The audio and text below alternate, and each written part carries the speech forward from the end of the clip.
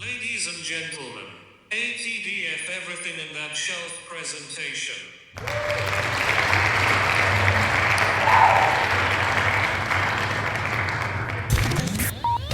You're now rocking with TDF everything. Spoiled rotten.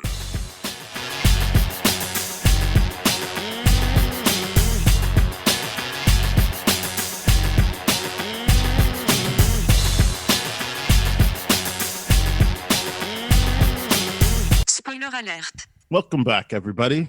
Hey. It's me, Daniel, And it's banned. on Spoiled Rotten.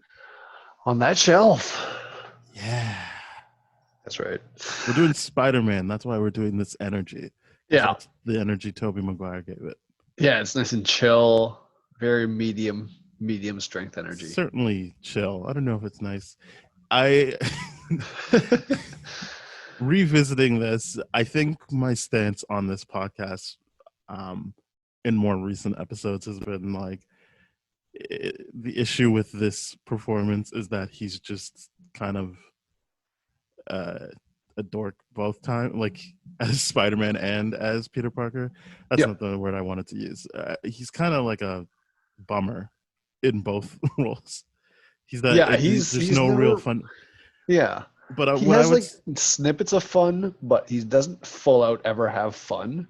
And where we're supposed to believe he's having fun, like the web slinging is like really just voiceover CGI work. So it kind of makes it harder to believe that he's having fun because it's so disconnected.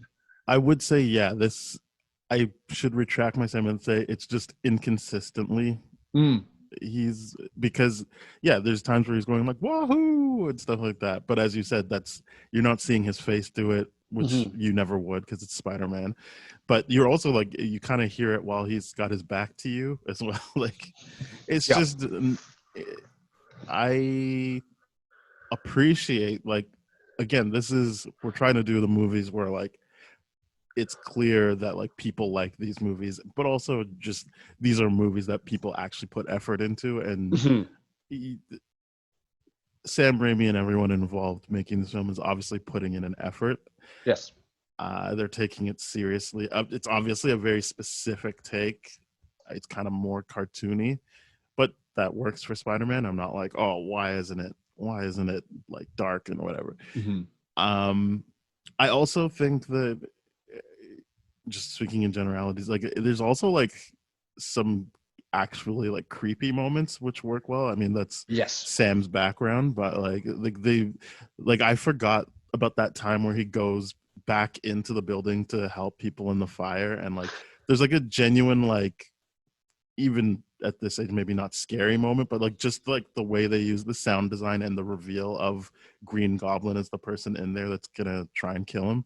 Like that was very effective. I think the last fight is again not scary per se, but it's like it's no longer like a kid movie at that point. Like, he's getting his face blown up, he's getting beat up. Like, it becomes very adult very, very quickly, and he sets the tone of that scene very, very well in everything that he does.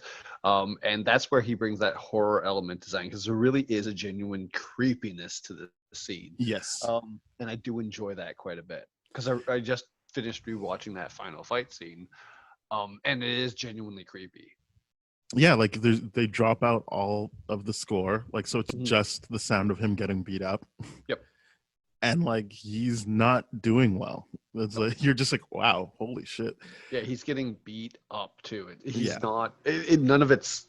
You just feel for him, and you're genuinely like, wow, he's really getting his ass handed to him in this fight. I guess we should go in order, but like, people know the story of Spider-Man. I do like all the stuff they did to like build up the whole, like, his guilt over Uncle Ben dying because of him. Like I forgot about that extra layer of like the night before he forgot to help him paint, and then like the day of he's like acting like a dick to him and even says like, you're not my father figure, so like stop pretending to be.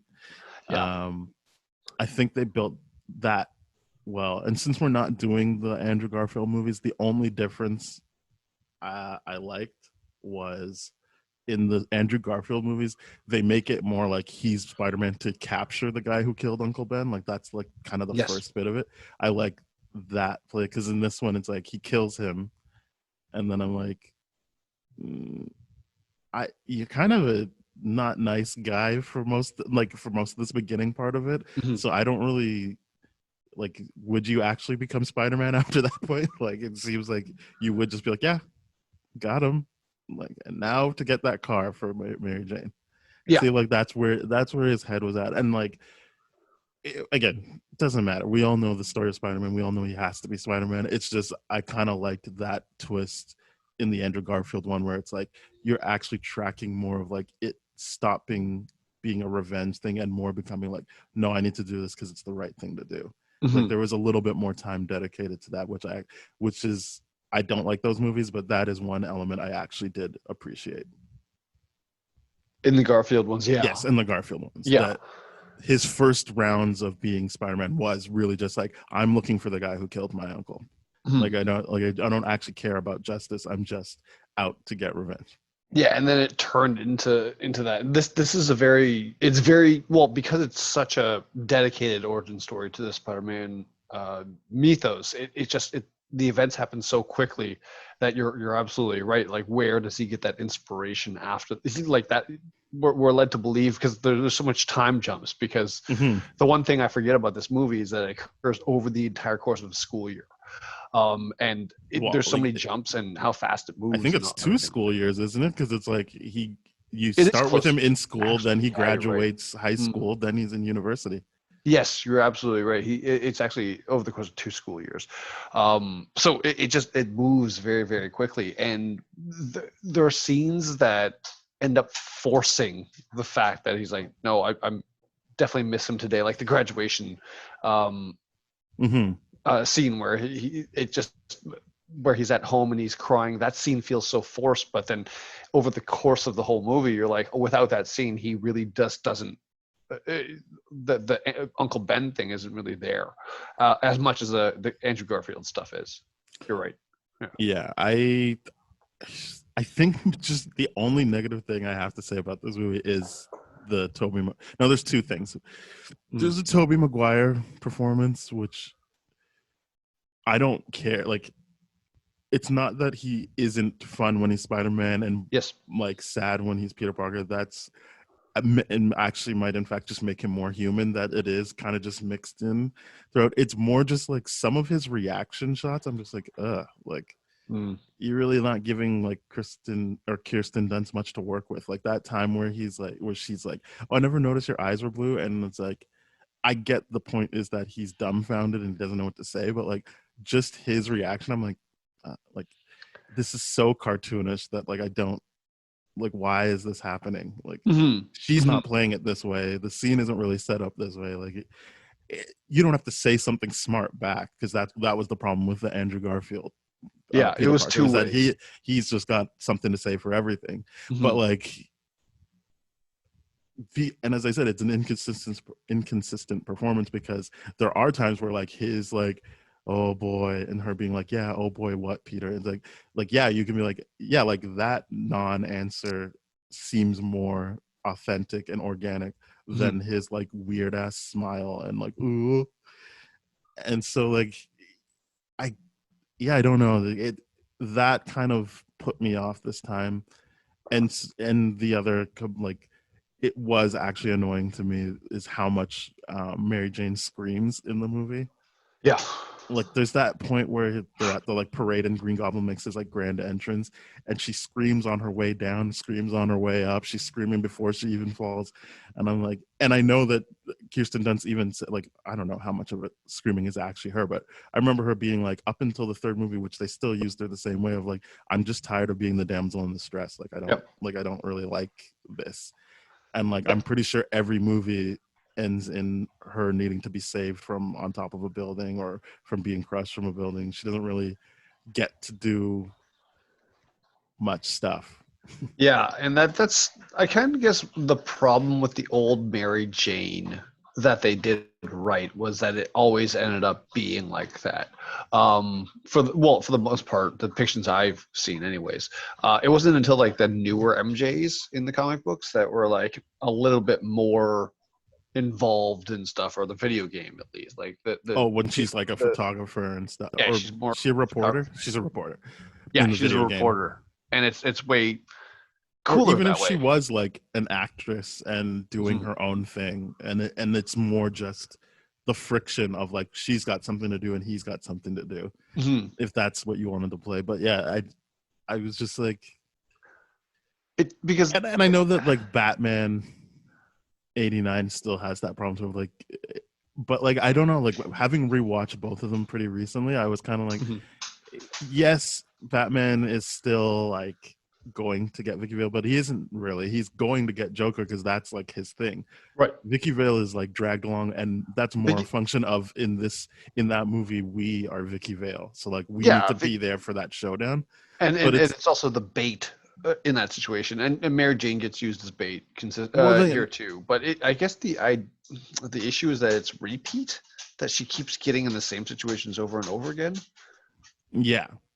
Because my memory, the second one, which I still like, is he gets his power back because he's like finally admitting he loves her and he can lift up the building and save her, but she's still chained up and like pretty helpless. And then the third one, and that was the one going into it, I heard she had complaints, and then you're like, oh yeah, it's just Sandman and Venom like tying her up again at a construction site.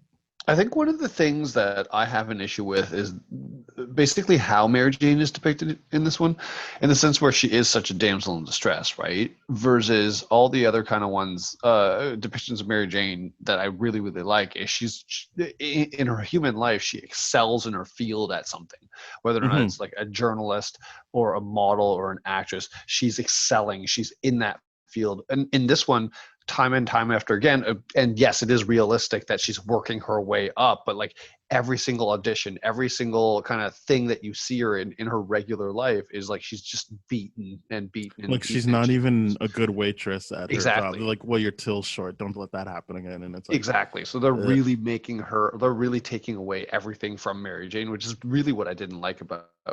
I guess the second one. I always confuse the second and third one, like, because at that point she is acting like this, because the second one is he's trying to get into her play and he never gets in, and then the third one is like I feel like she's in another play. I don't even remember, but like at least she's like working in the second and third one. The second one like, is basically, I guess, like an off-Broadway something, and like her first show or something like that, and he wasn't there. And then the third one where she's more established in that field. So I guess like that climb is good for her, but it takes her 3 movies to do it, versus like the Mary Jane we're brought up with is just like one of the selling points is that high school energy she has, she brings out throughout life, right?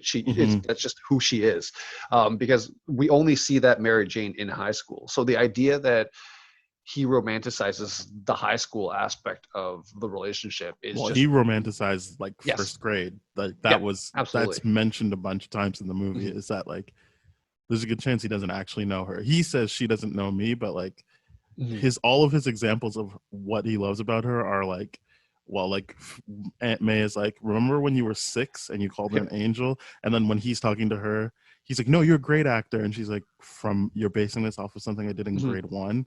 And then like, I just keep wanting to call him James Franco, but Harry. Harry Osborn is like, well, he's loved her since grade 4. I'm like, yeah. It's like, do you even know her? Because a lot of the stuff is like he doesn't. Looking at her from the window. He doesn't. And like hearing snippets of her life. Yeah, that's exactly it. He has observational data of her. He never really they make it very, very clear. And the same thing that Harry says is like, well, you never made a move. And he's got a point. Like, just like years and years and years. If you're not gonna make a move, that you're not gonna make a move at that point in time. It's just you never even try to get to know her. It wasn't set up in the situation where it was like, oh, you weren't allowed to get to know her or anything like that. It was just like, no, throughout the years you didn't do it despite the fact that you lived together. Like that was the weird part to me, is the fact that them living together and not knowing each other, because you would suspect they live beside each other, yeah. Yes, but like you would suspect at high school that would make sense in that context of why they would not talk to each other. But when they're living next to each other in that context, it's like, well, they're a little bit more understood, and they discover that like for the first time ever. And like you would suspect that this verbal abuse and this yelling in the home environment, which is very, very clear, would be something that's consistent throughout the childhood. That's what makes this like this relationship to me not a real thing, and that he does romanticize her. He doesn't even know her. No, and like it does seem like if we were allowed to get to know her, because the movie starts off with this is all about a girl, and then so then you're like, okay, and then you're like, that's why his suit is the way it is, because of her red hair and whatever blue he saw, I guess her eyes or something. That's like this was the whole package. Oh, I never actually put that together. I never put the red and the blue together because of her red hair. Yeah, it's because he's looking at her and you can see her red flowing hair while he's making his suit red or whatever. Oh, okay. I never put that together. That's interesting. And like the whole reason he's putting together the suit, again, because he's already killed the guy, or no, sorry, not that at that point, but like he's putting this together so that he can get money to get a car, because he saw that when Flash had a car, I mean, completely ignoring the idea that they're dating already, so it wasn't like the car isn't really a selling point at that time. Like that's just she's just happy for her boyfriend that he got a car. Yeah, but like, so he's gonna get this car because he's like, that's what's gonna win her. And it's like, well, and I'm not even saying the movie is wrong for doing this, because maybe that is like, I guess the movie is trying to say they're meant to be together, but I'm like, there is a world in where the movie is actually trying to highlight how much he doesn't actually know what he's getting into. Absolutely. And that's to me the weird thing. It's not, I don't think they make a good case for them supposed to be together. Like I don't think it's that situation. Well, I get when at the end of the movie she's like, I love you. I get that. I get like her being like, you know what, after all these events, like you've been the only person who's consistently been like, I liked Harry because he wasn't Flash, but like when it came down to it, Harry wasn't willing to stick up for me, but you are there for me all the time. And then I mean, she doesn't connect the dots that he's Spider-Man until after they kiss, but that is like, one of the things I do like about that relationship is that she admits that she loves him independent of knowing that, like before knowing that information. Like that I thought that was good, is that she's like, I was about to die, Spider-Man's there, but all I actually cared about was like, I hope I get to see Peter Parker's face again. Yeah. Like that is that. So I do buy that she loves him. Like it's more, I find it weird. I just don't buy the relationship and like the. Well, I mean, to be fair, we don't get the relationship in this movie, so like, it's more just like, and realistically, the trilogy doesn't necessarily end with them together. No, it's he gets what he says he wants, and then he fucks it up almost immediately. Yep. So. Maybe there was more thought put into it than I'm giving it credit for. Because I do 100% buy that she loves Peter Parker. I do. I just think up until that point, I do. It's just his role in it all. It makes me super uncomfortable. Yeah, no, he has put her on a pedestal. He doesn't actually know anything about her. Again, I'm only using what the movie's giving me. So like all of his examples, or every example given of him having any sort of insight into her, is based off of when he was 6 or 9. Correct. So there's no real like, and he's university age at this point. So there's nothing that happened during like what people consider the formative years that has actually like given him a reason to be like, I like this person. Yeah. Yeah. It's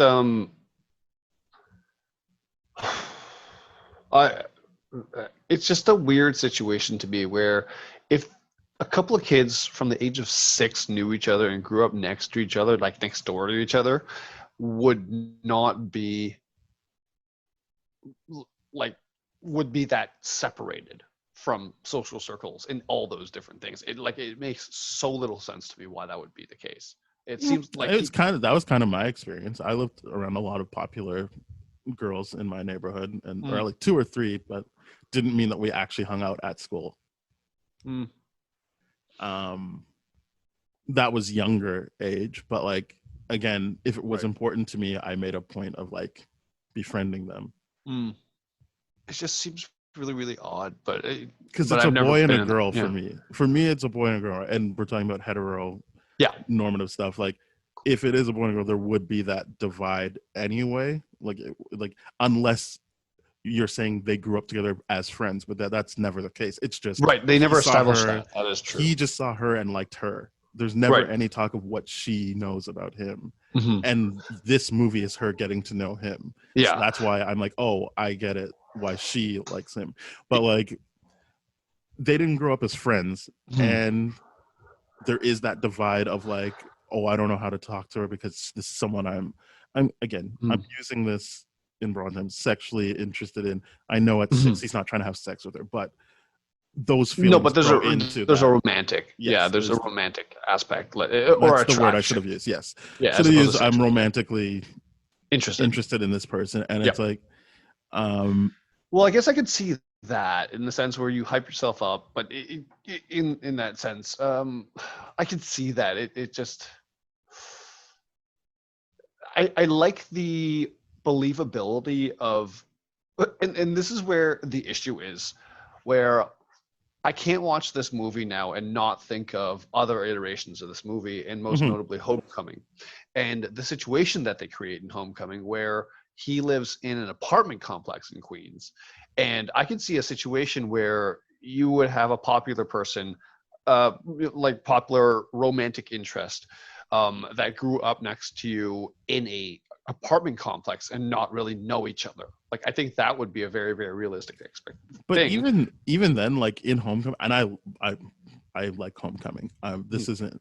I'm just saying, like, they do a good job of showing like what I feel like is more contemporary, like high school, like hierarchy, and in that, like, anyone is like.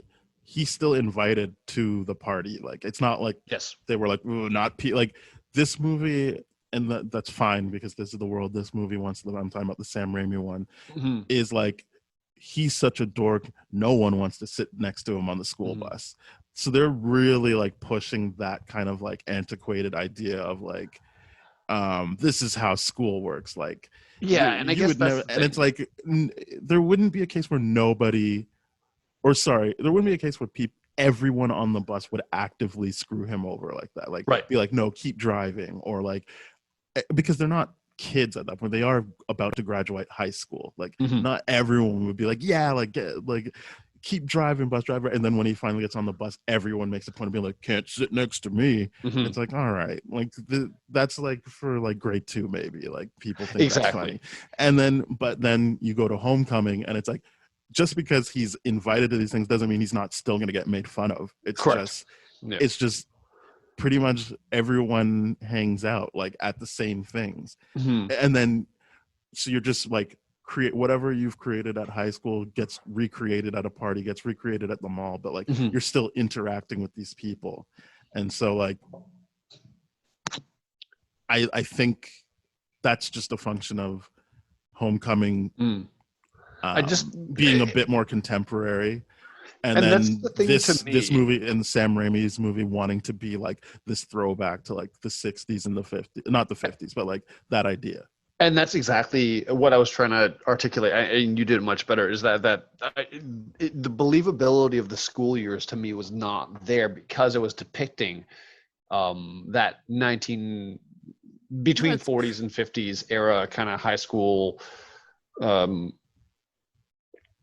kind of story. It just wasn't believable from that point of perspective, versus the Homecoming thing was more believable. But in fairness, I think the lack of time, like the less amount of time jumping in Homecoming helped it out a lot more than the huge amount of time jumping in this one, where we're forced to deal with so many transitions that are just like, here's a significant event that we can't skip. Here's something that we can't skip. Here's something that we can't skip.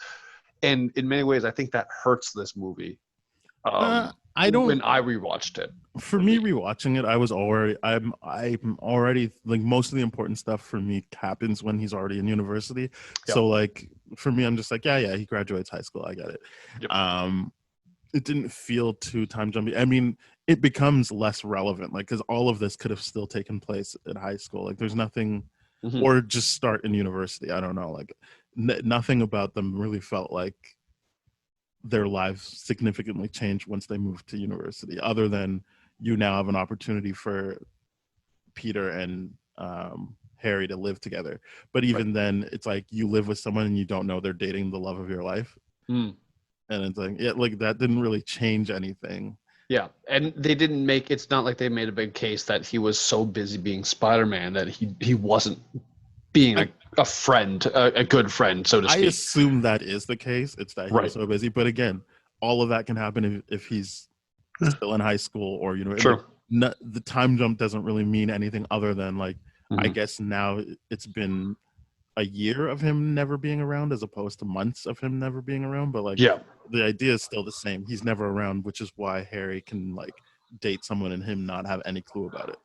Yeah, and I think that's something that the Andrew Garfield and the MCU Spider-Man movies do really, really well, is that they show more of what Peter does with his free time. And in that sense, and this is one of the biggest things I had to debate in my head, was in this movie, and I've always had a huge issue with this, but the presence of web shooters versus organic or not. I'm all for organic, baby. In this movie, I'm agreeing with you finally, because I in this movie I wouldn't believe that Peter would be good at developing tech or anything like that. I hardly believe he was good at developing his costume and all that kind of stuff. Well, I don't even know, like, how he did it. Exactly. I guess in this movie, I'm like, maybe he took that $100 and that's like what went to the suit. Yeah. But I, like, even as a kid, I was like, wait, how did he jump from that shit bag to this suit? Like, what? Who's helping him? Like, at least with Tom Holland, Spider-Man in particular, you're like, no, if it weren't for Tony Stark, he would have pajamas and he'd still be using the pajamas. Correct. Like, that's what I love about that, is that it's, the story is so well told from the upgrade aspect of it. There's a complete skipping of the upgrade materials here and, like, how he got here. I like where his webs are his thing. Like, that's what he focused on, and that makes sense to me. Like, that's what he has time to do, is be like, I'm gonna make this webbing and it's gonna be great. Because the Andrew Garfield one is like, he stole it, and I'm like, all right, like, whatever. Like, I don't actually want to spend time on how he figures it out, but, like, if that's what he did, he stole it and then he just replicates it, cool. But, like, I'm for Tom Holland, my bias is showing this is my favorite Spider-Man. It's like, I get it. It's like, he's like, I'll just cover my face and my body, and, like, I love that explanation of, like, well, I need the goggles because my sight gets too distracting. I need to, like, narrow it down or whatever. And, like, that's why I look the way I look. And my big thing is the webs. That's, like, kind of what I got going for me. Yeah, with the attention to detail with the Tom Holland Spider-Man is so incredibly high, because like, with the comment of, like, the goggles that he has to mute his senses so he can focus, kind of like a blinders on a horse. It's even, to me, replicated in his personality, where he's like, in every movie they show him being like, he basically you would not be surprised if he had ADHD or, you know, anything like that, where it's just like, no, there's just too much going on with him. For the Tobey Maguire one, it's just like, no, it's just like a whole lot of flatlining, a whole lot of medium energy, and a lot of questions that goes unanswered. Like, the thing is, I love when, for example, in the movie Kick-Ass, where he goes and online and he buys, like, a scuba suit or something like that, and he uses that as his suit. Like, in this one, it would be more believable if he did something similar and then just kind of altered things over the course of everything, because he went from, I'm going to spray paint a spider on a t-shirt with a ski mask, to this. And it really, really is, that to me is a bigger enough question, let alone having to deal with the mechanical web shooter that he built for this as well. I'd be like, what the hell at that point? So I'm now all about the organic web shooters for this version of Spider-Man. I get that people like mechanical because it limits him, and but, like, I don't feel like the movies are really interested in that. You still get that whole, he runs out of stuff in the second movie because he's not being true to himself. So like it's not dependent on the mechanical stuff. And like realistically that works in a TV show because you're like, okay, here's the beat where he misses, or in a comic, like, oh, here's the beat where he runs them. But like in a movie, I'm like, how many times can you use that? That's true. People are just like, oh, all right, yeah, he runs out of webbing, I guess. So like I was always on board with the organic stuff, and I know that their reasoning was like, why would this kid be able to do that? And so that kind of, as everything we're talking about in this, and for the Sam Raimi movies, it's like, yeah, that's kind of how they're going about this. Like, how would this kid? So they skip over how he makes that suit. And I think while I was watching it, I felt like Sam Raimi must have watched that '89 Batman and been like, this is how you do it. Because just like, there are just elements of like, no, you get it. It's Spider-Man. Like, fuck off. I don't have to like explain anything. Just the same way Tim Burton was like, what? It's Batman. Just, you don't need to know why he's doing this. It is. He's doing it. So enjoy. And I get the sense that, like, as I said, I like some of the details they did to like build into his character. But as far as it comes down to like, he's gonna be Spider-Man. Like, they don't feel. It doesn't feel like they need to sell us on what's gonna make him want to be Spider-Man. They're just kind of like, no, he's Spider-Man, and just enjoy it. But in this situation, I'm specifically talking about the costumes and all that kind of stuff. Because that's what I'm saying. They're not interested in like. They are not interested. They're showing you, as I said, they're showing you his inspiration for the color scheme. And, absolutely. And the movie is saying like, this is all about a girl, so this is all going to be tied back to Mary Jane. But like, that's that, and then we're not going to learn how he did anything, and I guess ultimately it won't matter. Cause I find the jump from like, oh, he's just Spider-Man, he's got that suit, the comparison to Batman. He's like, he's just Batman, he's got the suit in the Burton one. The issue to me is like, oh well, yeah, he's a millionaire, he could have paid anything or whatever. Oh no, I wasn't like he has the resources. In the Spider-Man one, I'm just like, he does not have the resources. Very. I wasn't trying to tie it specifically to the suit. I get what you're saying. I get what you're saying. I'm bugged about the suit, is what I'm saying. I'm just bothered by it. So to have, it's a very roundabout way for me to say I'm on organic web shooter team for this iteration of the Sam Raimi version, because yes, it makes less sense when we start to think of it that way. I like when he's trying to figure out how to get the webs to come out. Yep. And I do feel like at first I thought he was doing the Doctor Strange movement with his hand up like that, but I think that was just supposed to be a rock and roll thing. They use Doctor Strange in the next movie. I'm just bringing that up because Sam Raimi is going to be directing Doctor Strange. But like, he says there's like DC references in it. Like they reference Superman a lot. Like he says up and away webs. Aunt May says you're not Superman. He goes Shazam. Yeah, they use a lot of DC references in this. I'm not sure if, well, I mean, nowadays they wouldn't want to do that because the argument would be like, well, why would we promote Marvel properties within our movies? I mean, DC properties within our movies. I mean, I guess it's Sony, right? Like they're not looking at it like Marvel versus DC. They're just like, what? We have Spider-Man. We can do whatever we want. Right, and I guess it's that attitude that created a trilogy that fizzled out and a reboot that fizzled out too, because there's a lot. The inconsistencies in this are just really, really high, and like picking apart different things like the famous web slinging scene where Mary Jane's hair is going the opposite direction of the air and when all he's that kind saving of stuff. her, Like, exactly. There's all these like small little details that we can pick apart. And the movie, to me, one of the questions I had when rewatching this movie and trying to answer, is this movie dated? Like, could you put this story in modern day and retell it again? And the high school stuff to me makes it dated. Like, I'm sure they could fix that. I don't think it's dated in that sense. Like, the fundamentals of the story aren't dated. It's more just. I think the director, who's obviously got nostalgia for a certain time period, and he didn't want to set it in that time period, but he still wanted to keep that sensibility of that time period.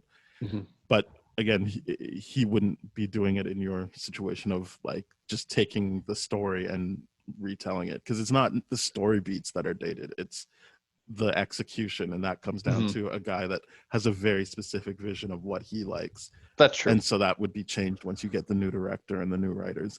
But yeah, I think this doesn't really matter to me, but a bummer for me was like the suits. Like I remember even when they first announced it, because yeah, you say there's a lot of inconsistencies, but I'm like, I don't know, like this is the first time they were doing Spider-Man. It is a big deal. Like, how are you gonna do that? Like, there's a lot of, for lack of a better term, trial and error on like how to like get this to look a certain way.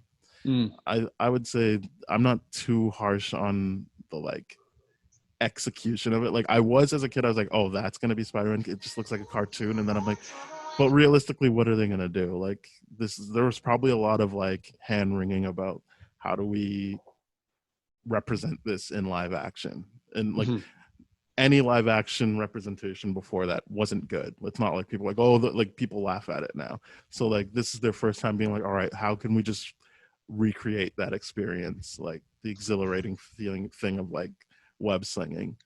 Yeah, and I will say they do it very, very well. They have a very good grasp on that. Like to me, it's phenomenal watching these movies. The camera work is good, I think. It's like, really, really there's good. There's that shot where he's like going down like, I don't even know what street on New York. It's a big street. Everyone knows what I'm talking about. It's more, you're mostly seeing like taxi cabs, and you don't even see him. It's just you get to feel like Spider-Man for that brief time of you feel like you're swinging with it. Like stuff like that works. And I just have to get over like the anime, and it still looks better now that we're doing this rewatch, like in comparison to like even X-Men or stuff where they don't have to do as intense stuff. And one of the better comparisons to me was Blade, where the aerialistic shots, the flipping, and in the fight scenes and the choreography stuff, you can see a lot of where they did everything a lot better from a visual effects standpoint. And this movie was really, really good for that. Like to have those aerial effects. I don't think a movie up until now had done a lot of aerial effects in a gymnastics kind of sense, that where Spider-Man has to go, right? Where aerial effects primarily has to go straight or like Superman in a flight pattern. It's very similar to what we would see in like a dogfighting movie. We know what that would look like, but in this, it's a very, very unique firsthand where it's like, no, it's like pivotal points where you're swinging as opposed to flying. What does that look like? And this movie does that very, very well, even to this day. I think it does set that benchmark for what every other Spider-Man movie should have from an aerial swinging visual standpoint. And it does set the blueprint for that. This movie does it very, very well. Yeah, I think, and I will say, I don't like the Green Goblin look, but I like his general plan of like I like the performance in general, like how much he loves Peter, like Norman Osborn. Like you can tell, like there's that scene where I don't know why I can't remember Harry's name, but like Harry is like, oh, well, Peter, if you just got fired, you probably need work. Dad, can't you help? And like just the look on Norman's face of like, I get to like help this kid that I actually like see a bit of myself in, and like I can groom someone. This is amazing. And then as Green Goblin, he wants to groom Spider-Man to be like on his team.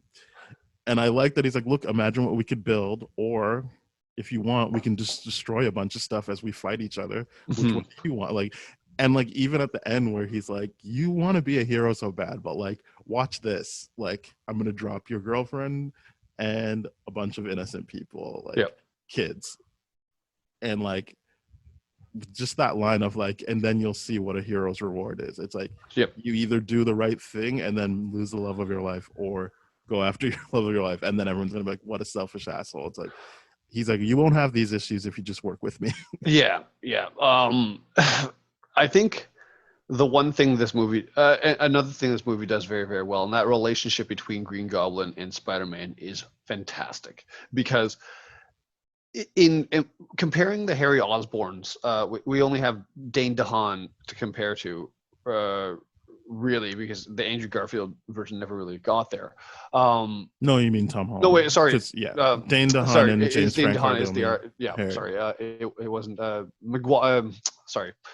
I've got my Spider-Mans mixed up right now. So I am talking about Dahan's kind of Green Goblin and all that. And when you compare the two, I love this relationship more because it's it like, makes not sense. only is it I respect Peter more, but it makes it so that you really believe that James Franco has that kind of, or Harry Osborn has that kind of ideology of Peter's the son that my dad actually wants, and I'm the outcast, I'm the reject, and all this kind of stuff. And he's even and that kind of relationship between the two of them is really, really interesting, and I do love it. And this movie does it so much better because Harry's constantly forced to look at Peter and how he's impressing Norman and all this kind of stuff. Yeah, and to be fair, the Andrew Garfield one seemed like they were like, oh yeah, shit, we forgot about Harry. Like, we should put that in, I guess. Yes. Which makes no sense. It wasn't good. And like, it wasn't good at all. Norman dies after like one scene. I was like, what even was the point of any of this? Like, yeah, just keep it moving. But like, this movie, what I liked was he's got the guilt of Uncle Ben's death, and now moving forward, he's gonna have the guilt of killing another, like, they didn't quite get there, but like another father figure, for lack of a better term, plus the father of his best friend. Like, it's like this twofold or like threefold thing of like, there's just all this guilt building up of like deaths that he's caused, and the pain he's causing. I mean, this movie does lean on it. I'm not a fan of the whole I can't tell people because they're gonna get hurt, because I'm like, they're gonna get, they got hurt anyway. Like, the worst case scenario already happened. Like, you think you can't tell Mary Jane you love her again because like she already got captured. Like, it's already a thing. Like, people would be like, even if they didn't know who Spider-Man was, they'd be like, oh, if I want Spider-Man, I'll go get Mary Jane. Like, it's just a thing. And she's gonna be an actress. Like, that's what she's moving to, so she will be like a visible known quality to some people. Like, it's like, I don't ever get that. Like, I don't know what the workaround is, but I'm always like, I don't, like, the worst case scenarios already have happened and you figured it out. So like, you don't have to like unmask yourself, but you also can be like, I'm Spider-Man, and as Peter Parker, I love you, Mary Jane. I think one of the things I like that storytelling beat a little bit more than you do. The secret identity thing, because, and this is me not talking directly about this movie, but other versions of Spider-Man and how that's impacted him, how it's just like, whether or not, because it's kind of like a big giant what if, right? It's like, what if I tell everyone, like, everyone knows Captain America's identity, everyone knows. I just Tony mean Stark's for identity. like the love interest. I don't actually mean it for like telling everyone. That's what I'm saying. Like, you don't have to unmask yourself. And I wasn't even suggesting that he tells her I'm Spider-Man. It's just him saying I can only be your friend is predicated on him being like, everyone I love gets hurt. But he doesn't not love her. Right. He does love her, and she's already said I love you. And like, so now it's just like this thing that's upsetting him and not actually helping him. It's not, no one's safer because he did. Again, it's not like he has to be like, I love you and I'm Spider-Man. Yeah. And like, you're going to come on adventures with me or whatever. It's just that acknowledging of like his feelings. I think the other thing that bothers me about that decision too is that the way it's communicated, to me, says that he is only basing that decision around Mary Jane Watson and not at all about his Aunt May, which is in reality a giant factor into the this is what I'm saying. Like, everyone knows you love your aunt. Like, yeah. So then that puts her in, by his logic, she's in just as much danger as Mary Jane if you tell her. It's not correct. Like, and I like the idea that there's always this knowing. I mean, Into the Spider-Verse throws that out the window, which I'm fine with. But like, just the same way that like, it's fun to be like, obviously Commissioner Gordon knows Bruce Wayne is Batman. It's like, obviously Aunt May knows Peter Parker is Spider-Man, or I mean, has a feeling, right? Like, even if she doesn't know for sure, like, that's just kind of the thing, right? Like, you don't have to say it out loud, but it's not like he then would be like, it's not like for the rest of the movies, like Aunt May, I can't see you anymore because everyone I love gets hurt. So I just like you as a friend, but I'll always be there for you, Aunt May. It's like you can still acknowledge your feelings for people as Peter Parker. I'm not saying as revealing everything. It's just it doesn't make sense to me. I get why it's done to give a hurdle to get over, but it's like you could probably lose that now. I get what you're saying, because I think you can only think of other superhero movies that make a big deal of the identity thing, right? And one of the superhero movies is Batman, where in like the like there's always, and that's because he would socially lose power or something like that. There would be something there that's the reason why, as opposed to like, people won't get hurt. Like it's already established that Bruce Wayne's identity is he's already isolated by virtue of like he's not one of us kind of thing, right? So the Spider-Man thing, to say that it's to protect the people I love and all this kind of stuff, it to me heavily inconsistent with a lot of what needs to happen, because it doesn't make as much sense. But at the same time, the way they write it and other tellings of the story is that there is giant consequence to it. And the idea of that Aunt May does get killed when Spider-Man makes that big scene of like, I'm going to do this from the comic book version of Civil War I, where he takes off, he reveals his identity, and then I think it's Kingpin that immediately goes and kills Aunt May. Puts a hit out on her, and then it gets reversed immediately. Yeah, so to me, like that, and it does get reversed immediately. So to me, in the comic books, it's like, they do a better thing of establishing the fact that he's doing it for Aunt May as well as Mary Jane, as well as there's more consistency. But in this what you're saying is more him about him. But what you're saying is more him revealing to the world who he is. It's not like he kept Aunt May at a distance before he revealed who he was. So that's what I'm saying. This has nothing to do. You mean he kept his identity secret to the people that he loves? I'm not at all suggesting he should reveal his identity. I am only saying that's this ending of the movie of him being like, look at all the people who have died because I love them. So I'm not going to tell Mary Jane I love her. Doesn't make sense, because he is not going to not love Aunt May going forward. Yes. And we see in every movie he's very close to her. He's with her almost all the time. Meaning he could have still said to Mary Jane, I love you too.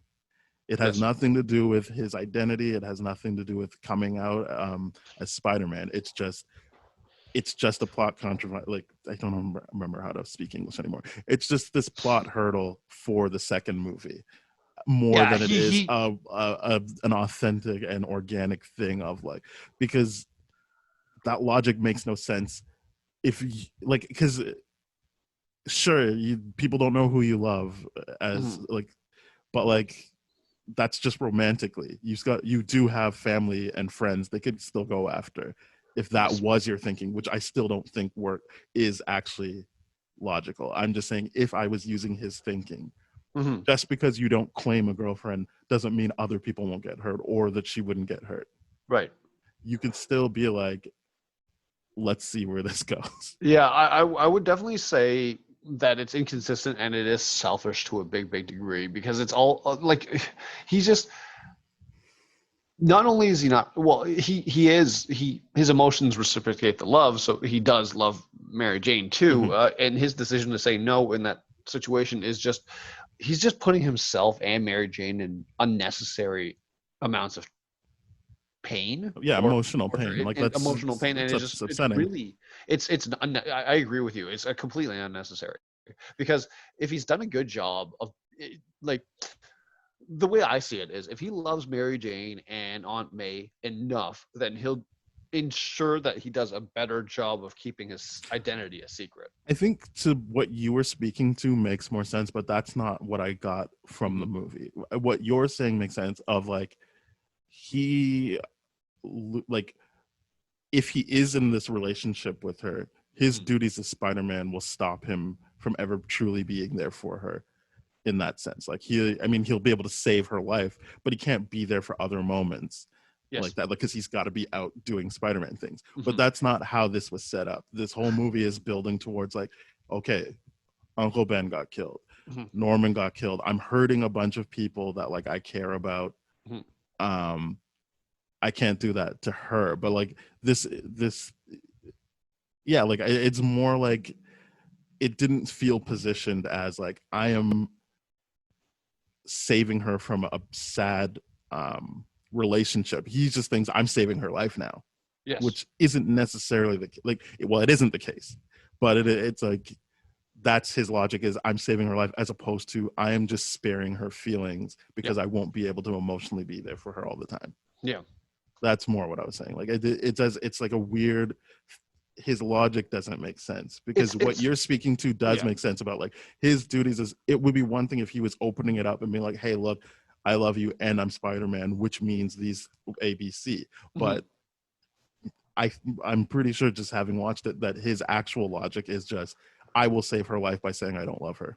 Yes, that is definitely the logic he follows. And to me, it's very, very selfish. To me, I see it as a very selfish move on his part, because it's just like he's not even letting her talk about it and being like, hey, here's this, like, and well, what I do like about that is that he doesn't know that she's figured out that he's Spider-Man.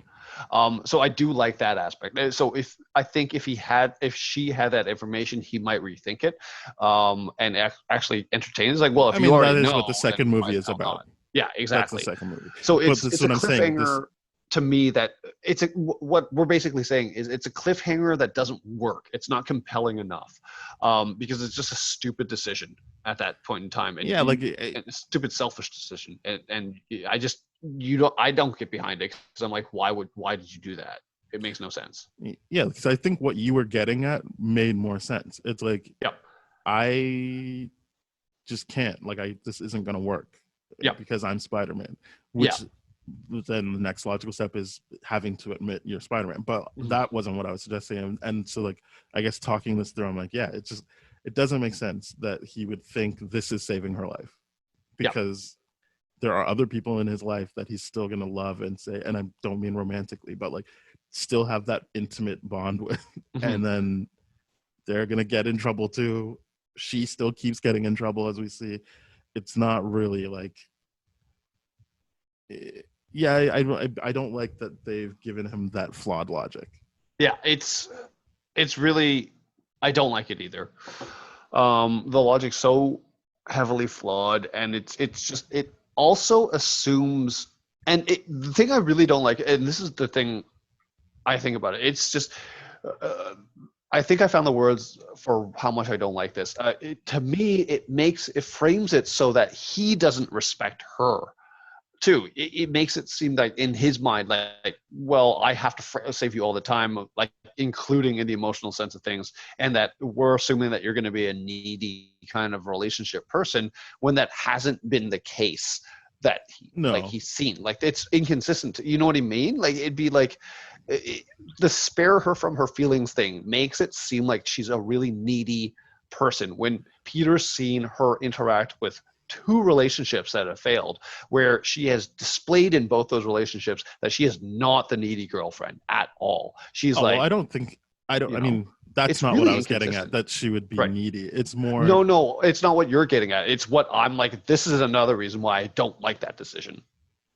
Okay. Because I think in the movie he's not sparing her feelings. He's just thinks he's saving her life. And I was saying it would be better if it was positioned as, I'm sparing your feelings, not because you're a needy, but like if you just think about it, like how much time would they have to have a meaningful relationship? If, and again, we're thinking about this in the sense that Sam Raimi is looking at this like it's the 60s, and there's like this big romantic element of it. She's the whole reason he's doing everything. So he wouldn't be there for her. And this has nothing to do with like her expectations. Again, we've already established he doesn't really like engage with how she thinks and feels. He just has an idea of her. And I feel like the positioning would be, I can't give the relationship my all, so why would I put someone through that? and there would be elements of gaslighting and being like, oh well, she's like, well, where were you? And he'd have to lie about it. There are reasons to be like, I don't want to get into this, but saving your life isn't really top of the list. Like, the not doing it because it's going to save her life is flawed logic. There is a bunch of reasons why, and without her being a needy girlfriend, that it would be a bad relationship. Yeah. And so, yeah, I think that is what needed to be acknowledged more than what the movie was building up to. Yeah, I agree. It's that ending, that finale is just heavily flawed, and I don't like it. It's just really not good. I feel like maybe if they just didn't talk, and then the second movie is basically like if she already figured out it was, I guess what you do then is you lose the element of her actually acknowledging that she loves Peter Parker, and so you avoid the Superman stuff of like, well, I guess I have to like Peter Parker because I love Spider-Man. It is, or which was the Lois Lane thing of like, I guess I like Clark Kent because I love Superman, but like this is her being like, no, in no uncertain terms, I love you, Peter Parker. I'm not like, it's not about like the flash and the newness of Spider-Man. It's you that I love.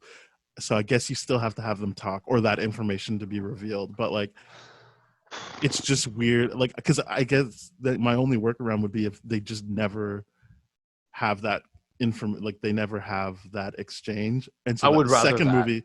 So the second movie is showing that like, no, here's what I think should happen as Mary Jane. Like, I feel like I am ready and prepared to be in a relationship with you, even though you're Spider-Man, because of all the things that happened in the first movie that shows that you're always there for me.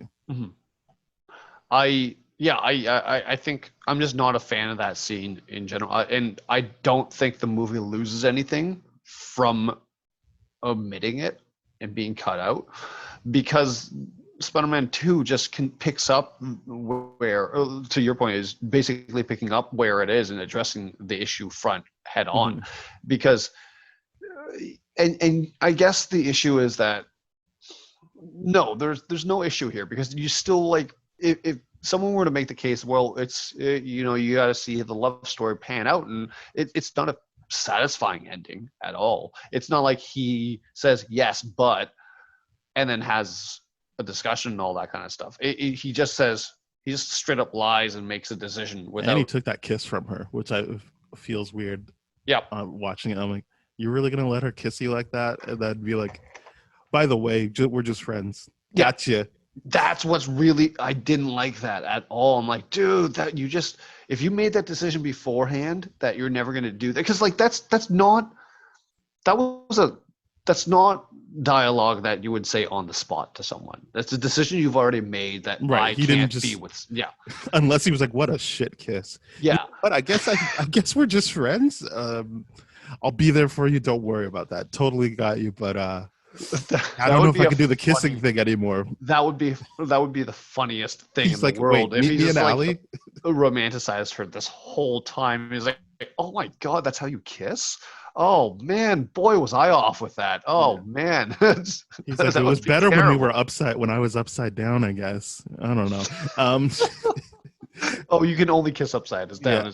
I like that she tried. I know we're gonna do the second movie, but I like in the second movie when she's with her like fiance and she tries to kiss him upside down, and I'm like, because I think she already knows who Peter Parker is, but she's like, but like maybe it is my fiance, like maybe he is Spider-Man. I don't know. Like hopefully.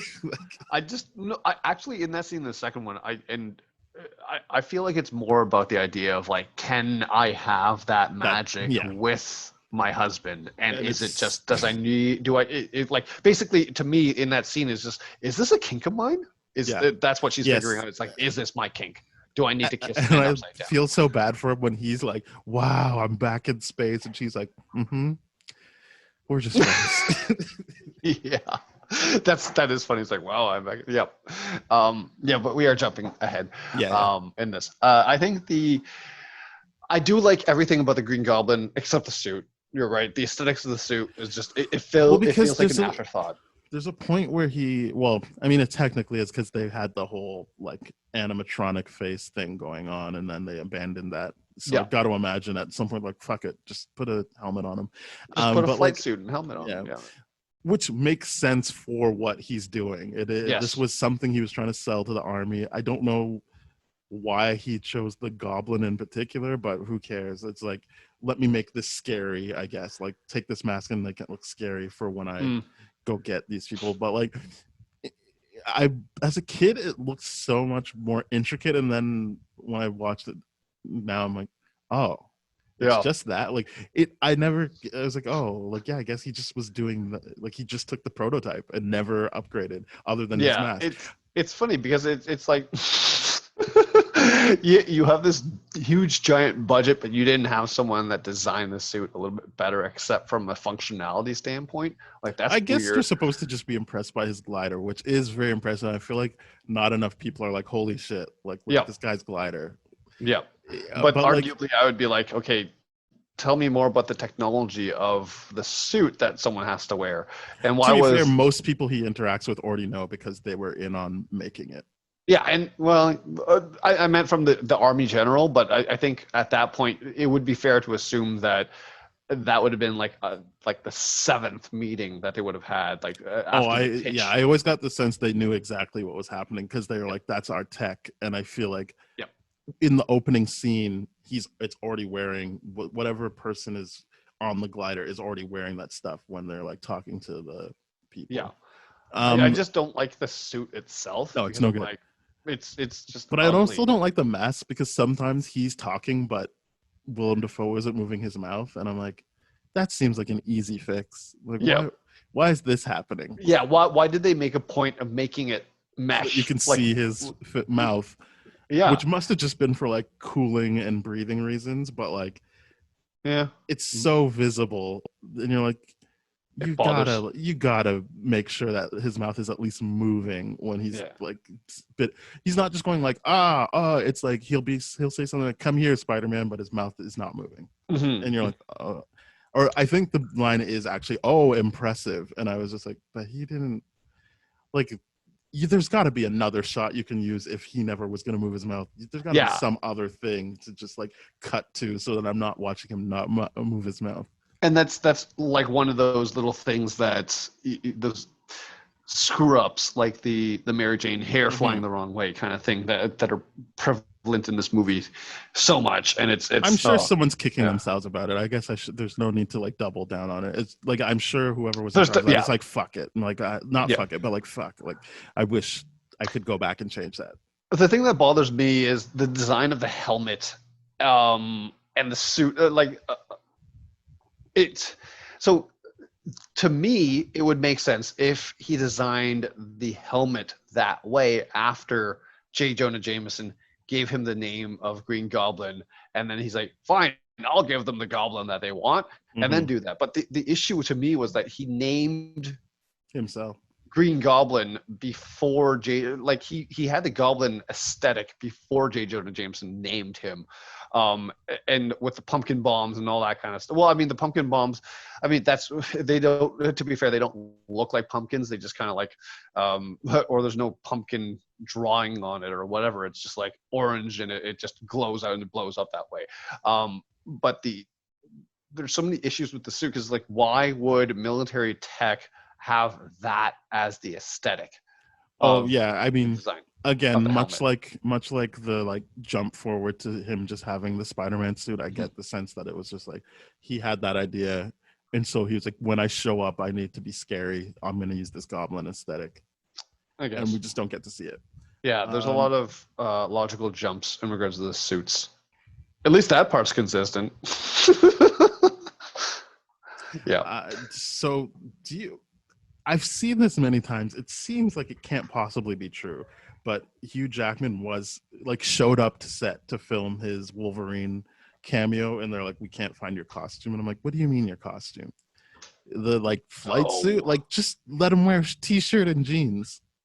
No, I've never heard of that. I've heard like, oh, they couldn't find his claws. I've heard a bunch of different, but it's always he was supposed to be in it as a cameo, just like if you watch I don't know if it's on the Blu-ray, but on the DVD, or maybe even it was the VHS, but like there was a outtake of Spider-Man in the X-Men movie. So I get since they were gonna like swap off cameos, but like and do a crossover at some point. That would. It was like just cool. some idiot in a suit. Like I mean, it didn't look good, the Spider-Man one, but like who knows? But like there is like cut footage of in the footage you see, it's not played like, oh, this was what was going to happen in the movie. It is played for a joke. Like it is like ha ha ha blooper, Spider-Man's here. But okay, it wasn't meant to be a serious like crossover. I think he might have been in it, but I think for fun on set they did that one time. Like it's not like, I'm not trying to be like, oh no, like there's a scene that they cut where Spider-Man was actually filmed, because like when you see the suit you're like, yeah, like no one would be impressed by that. Like this was obviously a joke. But like I have heard many times that Hugh Jackman says it himself, like I was gonna be in Spider-Man. Like I think at first it was like he didn't say this, but people were like, oh, he didn't make it on time or something. But like I've more consistently seen he was there and they couldn't find his costume or a version of his costume. I feel like but he doesn't have a like yes, he wears the flight suit at the end of the movie, but like for the most part he's wearing a tank top and jeans. Yeah, and it's consistent. Like he even makes fun of the suit in the end. He's like, why are we wearing this? Maybe it was like, we're not paying for his claws, we can't find his claws. Whatever. Like to me that would have been weird. Like why do that?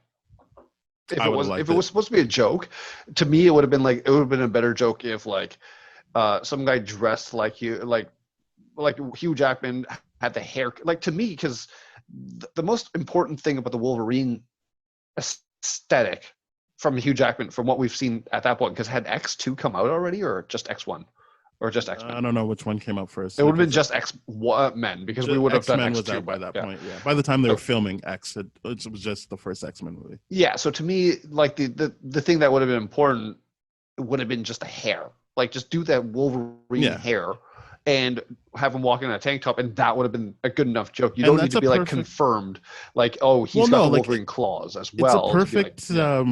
I feel like it's a perfect. I guess if it's just the first X-Men movie, Hugh Jackman wasn't as big of a deal back then. You couldn't just have it be Hugh Jackman. That would be my thinking as the person. You would need to sell it with the claws at the very least. And I like the idea of it being Wolverine, because the last time you saw him, he was going to find himself, and you could see him like seeing Spider-Man and Green Goblin fighting or something, taking out his claws and being like, what am I doing? I don't care about this. And like moving on. Like he could just be like, well, I'm not that interested in helping in this. Like I got stuff to do. Like it could have been like you play it for laughs or whatever, but like the same way that his Go Fuck Yourself is played for laughs in First Class. Like it doesn't have to be that he gets involved or even interacts with anybody. It's just I would have liked it. Would have been a nice thing. It would have been a nice thing. Had his claws and then was like, wait, no, I don't care. I'm out of here. Because were they meaning to play it up as like a joke, or were they meaning to play it up as like, no, this is actually the Wolverine from the X-Men franchise? I mean, if they're so worried about not having his costume, it would have to be that it's. I mean, you're thinking about this after like 20 years of Hugh Jackman being known as Wolverine, whereas he wasn't that. Like, I feel like I really liked Wolverine the character, but I wasn't that connected to Hugh Jackman as Wolverine until probably X3 actually. Yeah. Like then I was like, oh no, like this, because I didn't like that movie and I still was like, but he's doing a good job. I was like, oh, like this is his role. Like this is Hugh Jackman is doing a great job as Wolverine, even in this not so great movie of X-Men: The Last Stand.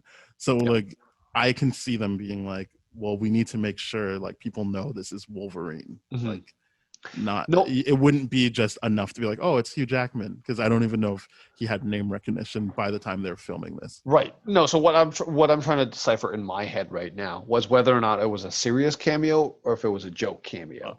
So if it was a serious cameo, then the claws and all that kind of stuff. Or like either way, it makes sense to me because I'm trying to say in my mind, if it was a Joe cameo, was it like a Halloween costume and he was like cameoing as one of the guys in Times Square that like get your picture taken next to this superhero and all that? Because it says they needed his costume from X-Men 2000. So it was a serious cameo. I gotcha.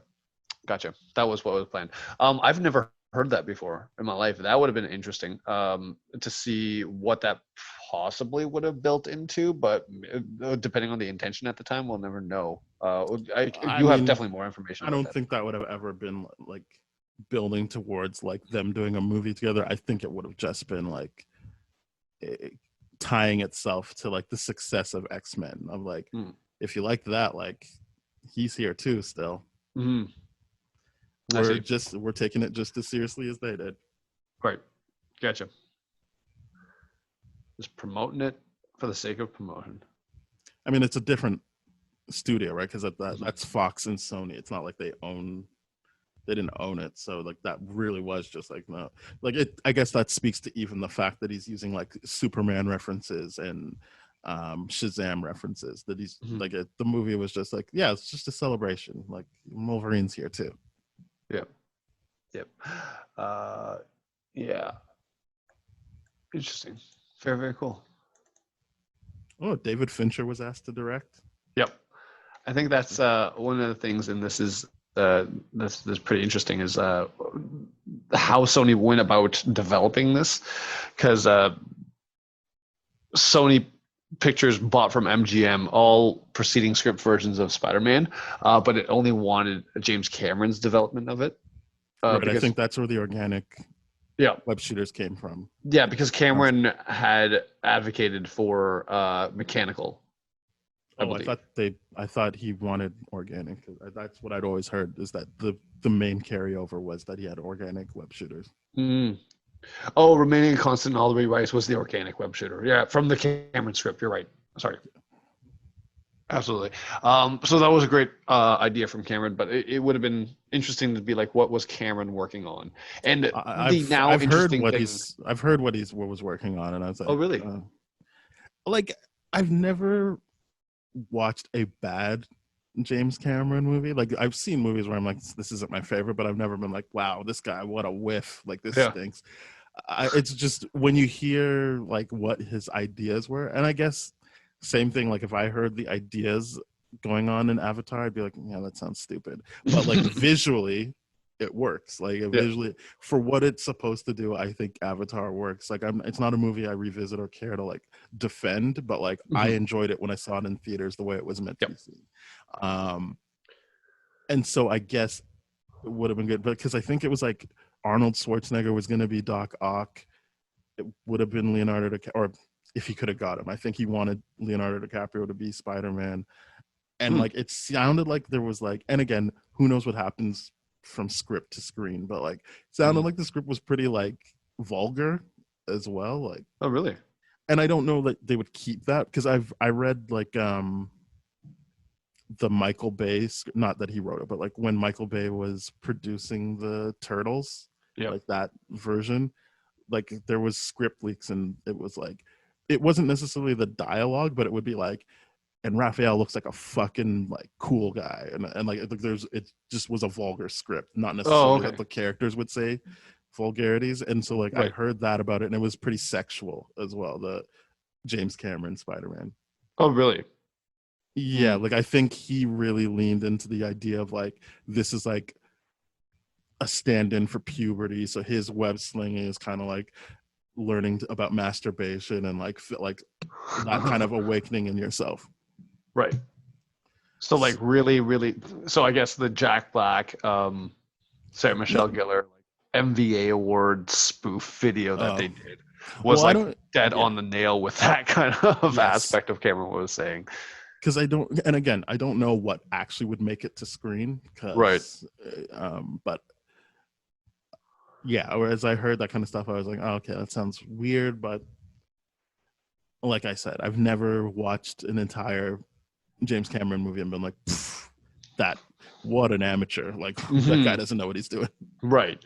And obviously they, Sony only did this like deal to buy Cameron's script so he couldn't use it and all that kind of stuff because they were worried about Cameron. I think the interesting thing about Cameron knowing, like, and you'll know more about this than I do, like, during this period of time, was there heavy rumors of him like doing a superhero movie, and that was like a big deal? Because like the funny thing is I can remember back to like Entourage, where there's always this ongoing thing of like where he's like starring James Cameron's Aquaman, and he was like a superhero movie there and all that kind of stuff. There was a big like announcement like James Cameron is doing Spider-Man. Yes, there was like a thing about it. It just never happened. I just saw something that was in. Oh yeah, that's what I wanted to point out. One of the spiders has the Black Widow logo on it. That's all I got. That's interesting. Yeah, I didn't take that to necessarily be like, oh, that's a Easter egg for Black Widow necessarily. It was just, to me, I'm like, oh yeah, that's one of the cooler like spider designs out there. I think one of the things that was interesting to me was while they were talking about the spiders in the lab on that school trip that they go to in one of the first acts, that they make a point of talking about the spider that can blend into its background. And to me, that was a kind of thing, I'm like, Miles Morales reference, where like, you know, because he wasn't created then. Invisible. Yeah, and because like the spiders were all like genetically like combined together to create that super spider that bites him and all that kind of stuff. That kind of would have been like, that to me was like, was that a Miles Morales nod? Was it not? I like that to me. It wasn't, because Miles Morales wasn't created at that time. Knew it. Okay. Miles Morales was only created in that period between the Maguire movies and the Garfield movies. Gotcha. Yeah. So I was wondering, like, was that a reference? Was Miles actually created yet? That answers my question. Okay, cool. Yeah.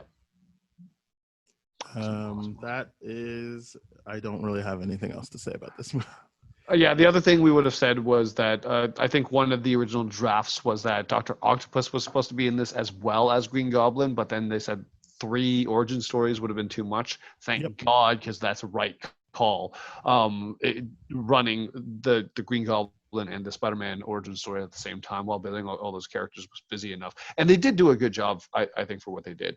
Because they dedicated the time of like switching off. It's like, as Peter's going to sleep after his bite, it's when Norman is also getting gassed, and like they did a good job of like switching them off. They ran the parallels really well. I think one of the interesting things is that, like, speaking of some of the other directors that were attached, or like what the studio wanted, Roland Emmerich, Tony Scott, Chris Columbus, Ong Lee, David Fincher, Jan de Bont, and M. Night Shyamalan. So I guess like all the popular directors around that period of time. But I think the interesting thing is that Fincher did not want to do the origin story. Fincher wanted to do the night Gwen Stacy died. Yeah, which they already kind of do that. Obviously, no one dies, but just that bridge with Mary Jane instead of Gwen Stacy. That's the same setup. It's kind of like how in, I guess, Batman versus Superman, they kind of like did the death of Superman, like really just tacked it on the how like Planet Hulk was really briefly retold in like Thor Ragnarok and all that kind of stuff.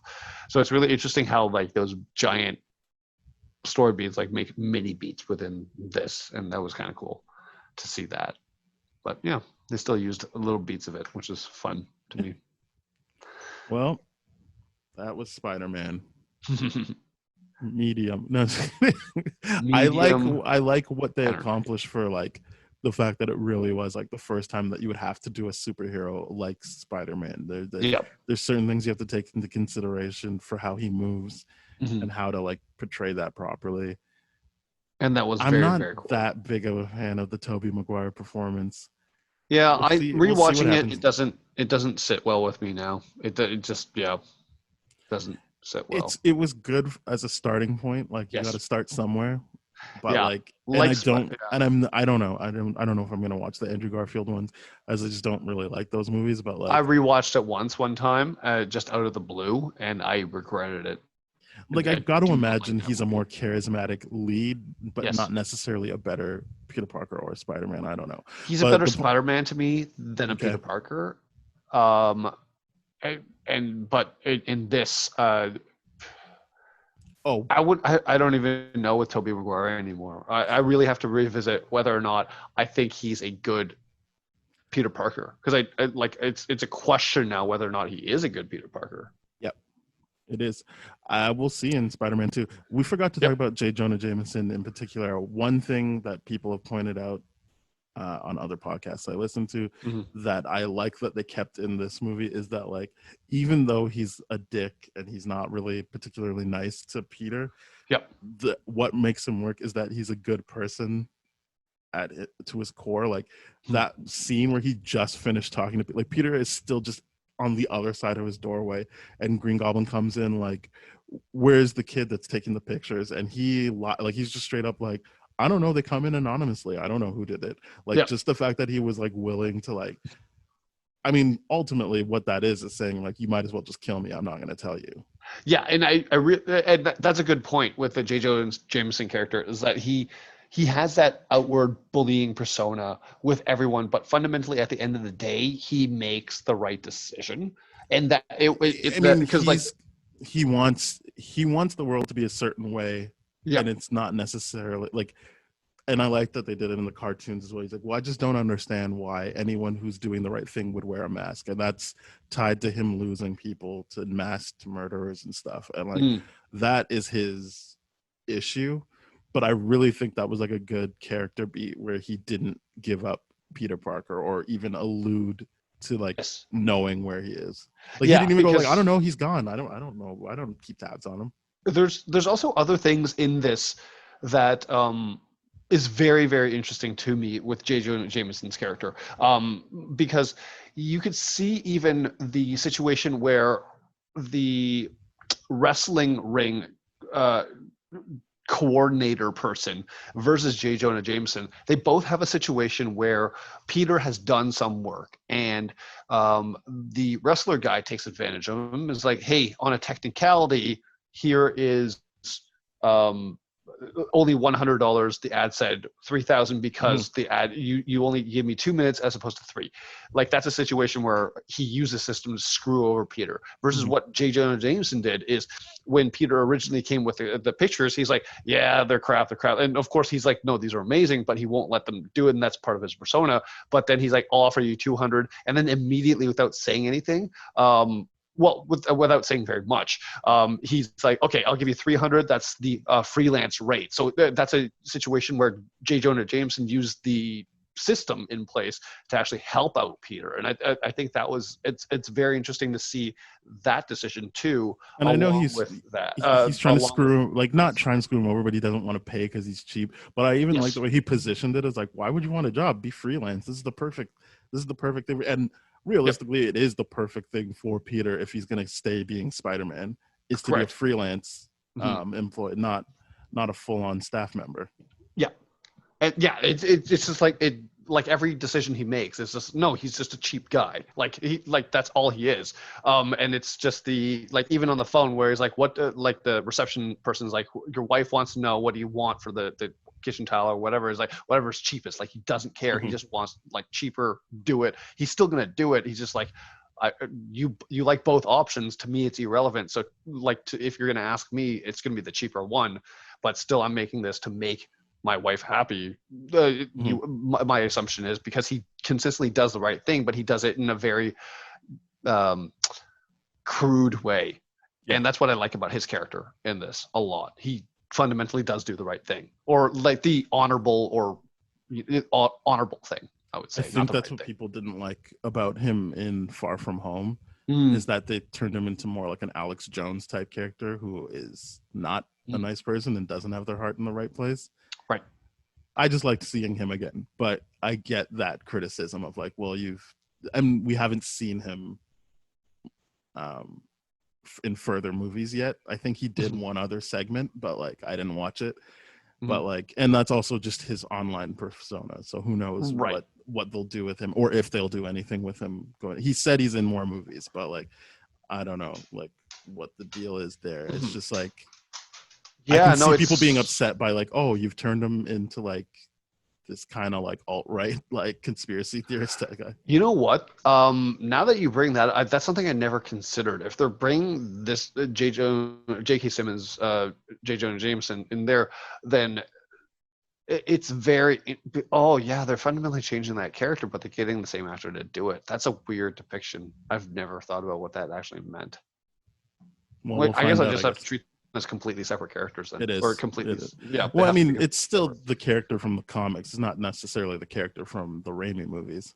No. What I mean is, I have to purposely make a better effort to distinguish them apart in my mind, as opposed to them being like, oh, it's the same Jane Jonah Jameson. I'm like, well, that doesn't make sense. Because that mean there's two Peter Peter Parker. Yeah, I never thought too much about that. Well, and I know this isn't actually the reason, but I get the sense that they were fine with him also being bald, just to be like, it's not the same guy, like, or it's not the same universe. This is our J. Jonah Jameson. Yeah, and it like the.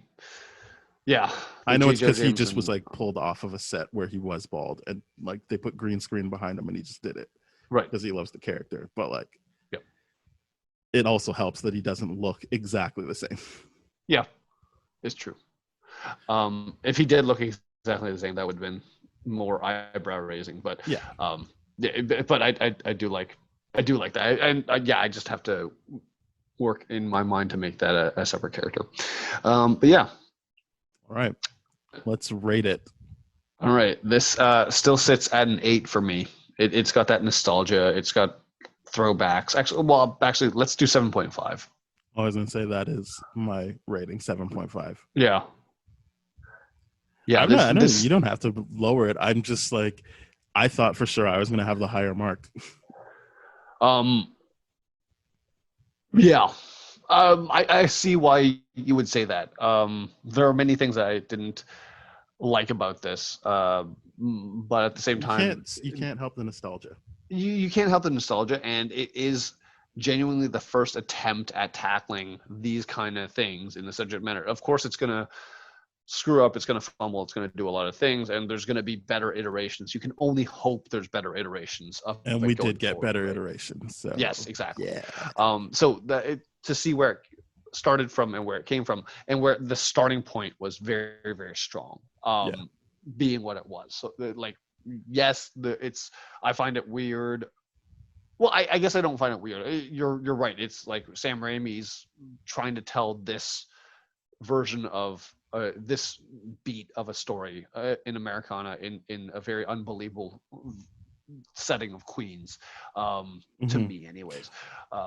One thing I'll say is way more Black people in the background than I thought I was going to see. Yeah. Like they really felt like there were, I mean, unfortunately the other ethnicities were only really represented at that like world thing where everyone had to be dressed in visibly like stereotypically like, well, a Chinese person has to dress like this, or like someone from the continent of Africa, we don't even care what country, has to dress like this. Yeah, and that's another thing too, and obviously that's what makes the outfit that Mary Jane Watson wears so much more problematic in that scene, where it's just like, we're celebrating world why culture. Was she wearing that? I kept thinking like, as a kid, I didn't really think about it, but then I was like, wait, if everyone is supposed to just be representing their culture, what is she doing wearing? Yeah, that's I didn't want to talk too much about that because I didn't want to rip that apart, because that's something that I'm just like, don't love. But because the thing is, that's the logic, right? It's traditionally speaking, I would not have an issue with any other culture wearing that Asian dress, that kind of Asian dress. I would not have any issues with it. I would not say it's cultural appropriation. But in the setting where we're celebrating world cultures and we're specifically representing our own world cultures, and Mary Jane Watson's wearing that dress when James Franco isn't, when nobody else is. The board of director is like, there's no one else. It's not like, oh, this was just, we really mishandled that depiction of this event to celebrate world cultures.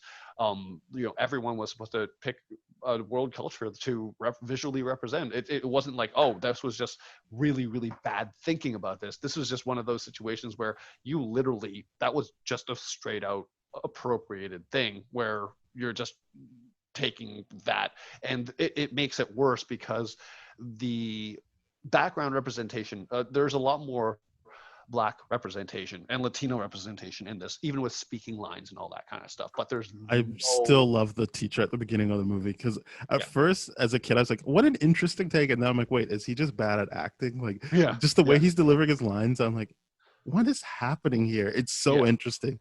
I'm not going to say it's good or bad. I just am interested. Yeah, his acting, his depiction of that teacher is very, very interesting. The next person who talks. The only Asian that was there was the scientist, and that was just like, interesting. No background diversity, no whatever, but stereotypical. Right, when she's describing all of the spiders. Spiders. The Asian scientist is, like, I feel bad because my big reaction was like, her delivery of like describing all that is so tied to my child of like that scene. I just like the sound of her voice and how she's describing everything. She does a good job. I immediately thought of exactly what you said of like, but like she has to be the scientist. Like it's and then there's no other representation for Asians. I think there are some Asian people on the board, but they don't speak. Right. There's one guy that I can remember for sure. But so he doesn't speak. Yeah, and it's just interesting because it's just like a genuine mishandling of genuine. Because what I want to believe here is that Raimi had a genuine desire to represent diversity. I'm gonna be honest with you. I don't think that was a Raimi. I think that was like a second unit director. Like, I don't know, get that people. To be fair, anyone with a speaking line, that would have to be okayed by Raimi. Right. So but like, I'm talking about like just the idea that like I was thinking when we saw the difference in Homecoming is that everyone pretty much gets a line in that movie. Like, yes, not everyone's the lead, obviously, but anytime they were like, oh, we're casting the guy from Beasts of No Nation, it's like, wait, was that movie? What that movie was called? Abram Atta, like the Idris Elba, like Beasts of No Nation. Yeah, like when they cast it, like he still gets like laugh lines in the movie. Like he's not a big part of it, but he's in it, and like just the multicultural like grouping of the kids, like they actually contributed to the story. Well, I mean, but that's now, and this is back then where. Again, we've already talked about it. There still was worry about, well, we don't want it to be a Black movie or whatever. Like, not that it would be with Spider-Man at the head of it, but like I was still taken aback at how many like just extras were people of color. I mean, most of the time Black people, but you're right, there are some people from the Latinx community. Yeah, and like, and to me, like it makes the most sense because from the perspective of Queens and Manhattan being so multicultural, you can't get away with that. But that's why I thought it was. Oh, sorry, what were you saying? Yeah, but with the issue of like the school setting, like that was where the issue is. Where it's like, oh, let's make sure every significant, like there's in Queens, it's like I don't know what the diversity was back then, but you have to assume it's higher than what was visually represented in the school setting. It was just white and Black at that point in time, right? There was no other thing in the school setting. So it's the fight scene looked like there might have been other people. I don't know if they were South Asian or maybe they were like really Latinx. There was just this scene where they focused on a woman who looked South Asian. I don't know if she was, but she wasn't Black or white. I was just like, oh well, there's other people. Again, no one's really speaking. Yeah. But that's fine because you don't need every extra to speak and you don't need every extra to do something significant. It's just the makeup of it was less whitewashed than I thought it was. Yes. I think it does make a genuine effort to have a lot of cultural representation in there. I really genuinely believe it. But then the dress thing to me was just, oh, we didn't know that aspect of why that's not okay yet. Yeah, it's just a weird thing because as you said, no one else is doing that. It's just her doing it. It would be like so that's I just didn't want to talk too much about that because I'm like, of course I don't like it. I don't want, but what I'm not going to shit all over it, but you know what I mean? Like there's other aspects of discussion for another podcast. Yeah, absolutely. All right. But I stand by my 7.5. So we're both doing 7.5 and thank you very much everybody for listening. We are part of That Shelf Podcast Network, so please go to thatshelf.com where you'll find podcasts like Bad Game Movies, Black Hole Films, Changing Reels, Composers, No Budget Nightmares, what a great theme song, and other podcasts. We also have older episodes on tdfeverything.com, so that's Spoiled Rotten. We are on Twitter at tdfspoiled. Our email is spoiledpodcast@gmail.com. We are on Google Podcasts, Apple Podcasts, Stitcher, Spotify, iHeartRadio, Radio Public, a bunch of different things. So please go there, rate, review, subscribe, and share with your friends. I think that's everything I'm supposed to say at the end. Not supposed to, everything I get to say at the end. So everything you want to say for sure. Exactly. Yeah. Anything from you, Ben? No, I think that's it. This was a long one. This is a long one. Yeah, That's there's fine. a lot to talk about. I liked it for sure. All right. Bye-bye.